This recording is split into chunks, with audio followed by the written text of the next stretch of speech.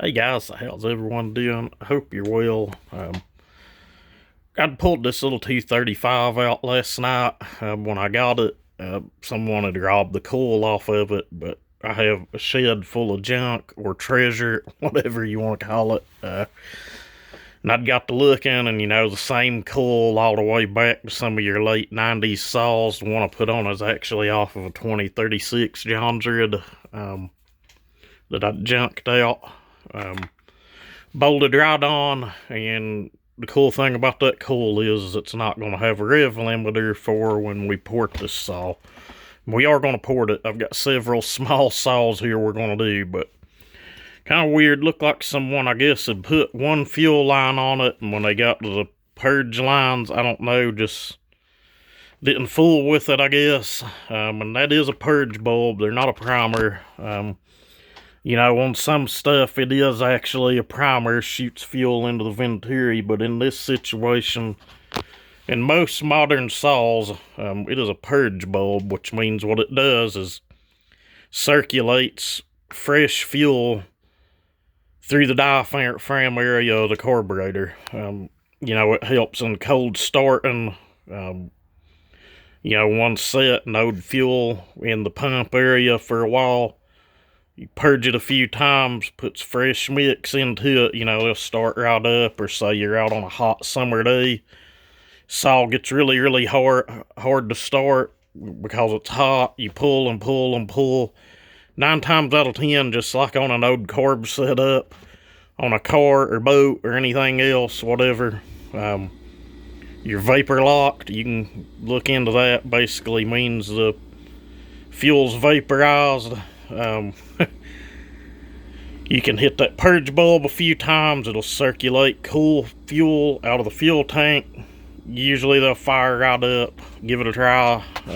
Most of you guys probably know this stuff anyway, but stratos, that's what we're going to talk about here. You hear me mention it, other guys mention it.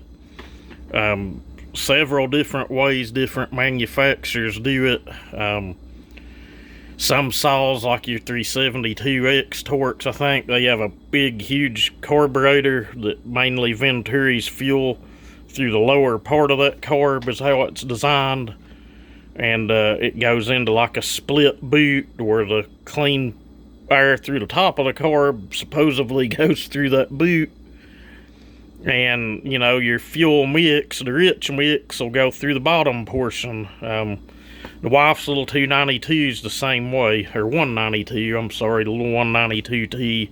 It just has like a little divider in the carb boot, and, it splits all that off. But on these and others, like the 441 Steel, it was set up about identical to this, except for it had boots, behind the throttle body and the carburetor itself. It was really fun to put back together, to say the least. But we got it handled. We know some little tricks to do. But what we've got, you got your carburetor on the bottom. Your air fuel mix goes through it. Feeds fuel through a venturi, through your jets. Vaporizes, goes into the crankcase up through transfers. Well, okay, what we've got here is a fresh air. We're just going to call it a throttle body. Goes into two ports directly below the transfers, and this sucks in just clean fresh air. And it usually has like two, I'm not going to call them windows, but two cut out sections, or I guess you could call them pockets in the sides of the piston, and pulls that air down into the crankcase. And I'm assuming the science behind it is it kind of cools off the charge, cleans things up a little bit, and you end up with a little, I hate to even say this, but a little more environmental friendly mix coming out of the saw. EPA has to get their hands into everything, I guess, but I doubt it does as much as they think it does. But basically, that's your stratos ports in a nutshell. I'll go ahead and pull the carb off and show you. But again, kind of weird. There's pieces of broken fuel line from the purge bulb laying all in here. There still is.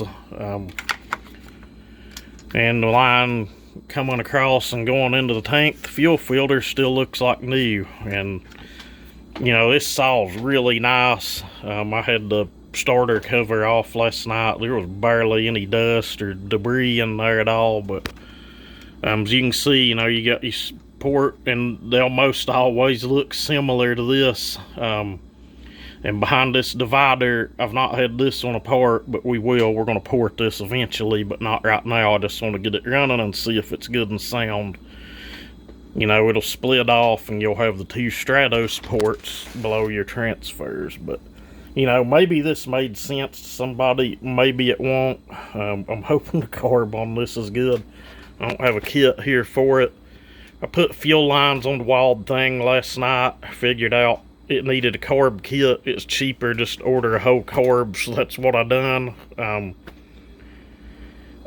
We done that, and you know, if the carb we ordered's junk, we'll just rob the diaphragms out of it and put in the one that came on it. I've done that a lot, to be honest with you. But anyway, just thought I'd share this with you guys. Probably a horrible video, but maybe it made sense to somebody and maybe it didn't. But you guys have a good one.